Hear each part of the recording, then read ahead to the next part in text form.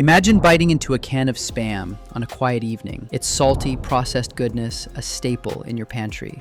You might not realize it, but this humble meat product owes its existence to the chaos of World War II. Born out of necessity to feed troops with something shelf-stable and nutritious, Spam became a global icon, symbolizing how conflict has reshaped our plates. From ancient sieges to modern drone strikes, wars have not only destroyed lives, but also revolutionized food.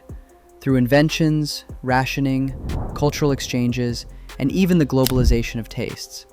This isn't just history, it's the story of how battles fought far away dictate what we eat today. Let's dive into the trenches of culinary evolution, exploring how necessity became the mother of dietary invention.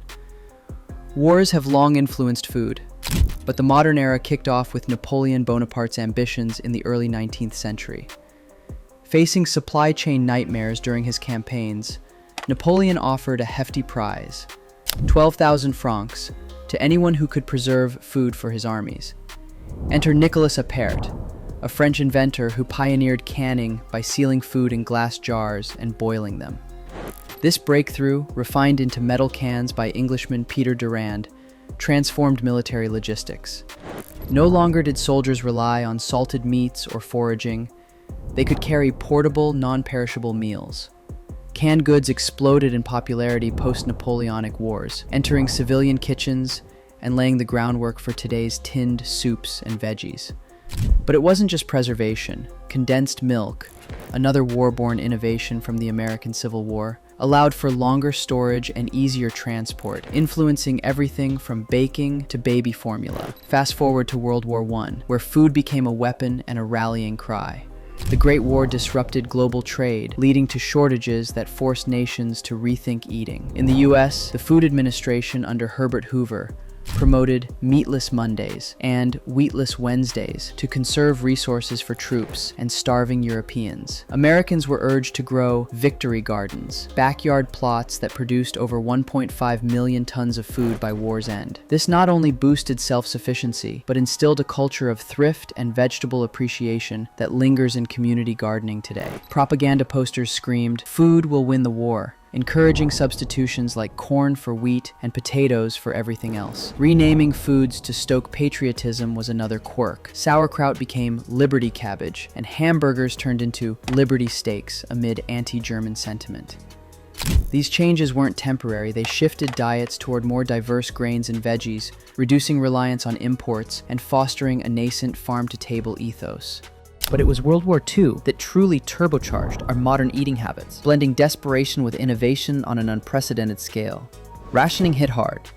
In the US, sugar was first in 1942, followed by coffee, meat, cheese, and fats.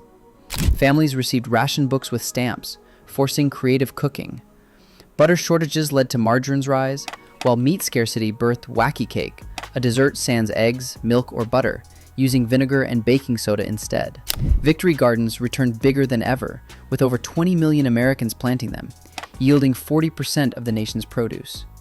Overseas, Soldiers' K rations, compact, calorie-dense packs, inspired post-war convenience foods. The military's quest for efficient feeding sparked a flurry of inventions that stock our shelves today. Spam, created by Hormel in 1937 but mass-produced for Allied troops, provided protein in a can. By 1945, 65% of Hormel's output went to the war effort. M&Ms were born when Forrest Mars saw Spanish Civil War soldiers eating chocolate pellets that didn't melt. He partnered with Hershey to create the candy-coated treats for US GIs. Cheetos emerged from dehydrated cheese experiments for rations, while instant coffee, perfected by Nestle for troops, became a household staple. TV dinners? Thank frozen food tech developed to ship meals to the front lines, which boomed post-war as women entered the workforce. Even sliced bread, banned briefly in 1943 to save wax paper, was hailed as the greatest thing since wrapped bread upon its return. Though, ironically, its uniform slicing tech stemmed from earlier military baking efficiencies. Nutrition science got a wartime boost too. The US military, alarmed by malnourished recruits during the Great Depression, funded research into vitamins and fortified foods. This led to enriched breads and cereals, combating deficiencies like pellagra.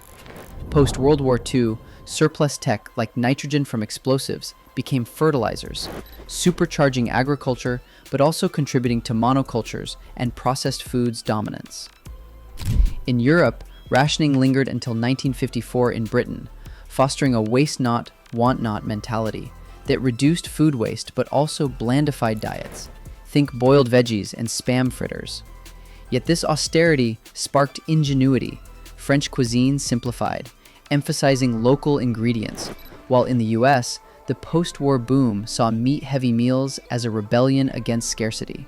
Wars also globalized our palates through soldiers' wanderings. GIs returning from World War II brought exotic tastes home.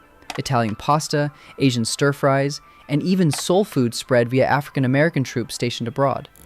The Korean War birthed budae-jjigae, a stew mixing US rations like hot dogs and spam with Korean kimchi, now a national dish. Military bases worldwide introduced American fast food, paving the way for McDonald's global empire. During the Cold War, the US viewed nutrition as anti-communist armor. The International Committee on Nutrition for National Defense surveyed hunger in vulnerable countries, fortifying diets to prevent ideological seduction. This era solidified processed, fortified foods as norms, influencing everything from school lunches to international aid. Fast food's rise post-World War II exemplifies war's economic ripple. With women working, a habit from wartime factories, and suburbs sprawling, drive-thrus like McDonald's, founded in 1948, offered quick, affordable meals. War tech enabled mass production. Frozen fries from potato dehydration research, burgers from efficient meat processing. Today, this convenience culture contributes to obesity epidemics, an ironic twist on wartime anti-malnutrition efforts. In modern conflicts, food remains a battleground. Wars in Ukraine and Gaza disrupt supplies, echoing World War I shortages, while climate change, exacerbated by militarized agriculture, threatens global security. Yet positives emerge. Energy bars from military rations fuel athletes, and plant-based alternatives trace roots to wartime meat substitutes. War's legacy on our plates is bittersweet. It birthed conveniences like canned tuna and M&Ms, but also over-reliance on processed foods and unequal access. As we face new crises, remember, every bite tells a story of survival, innovation, and sometimes unintended consequences. Next time you grab a quick meal, think of the soldiers who made it possible, and perhaps plant a victory garden of your own.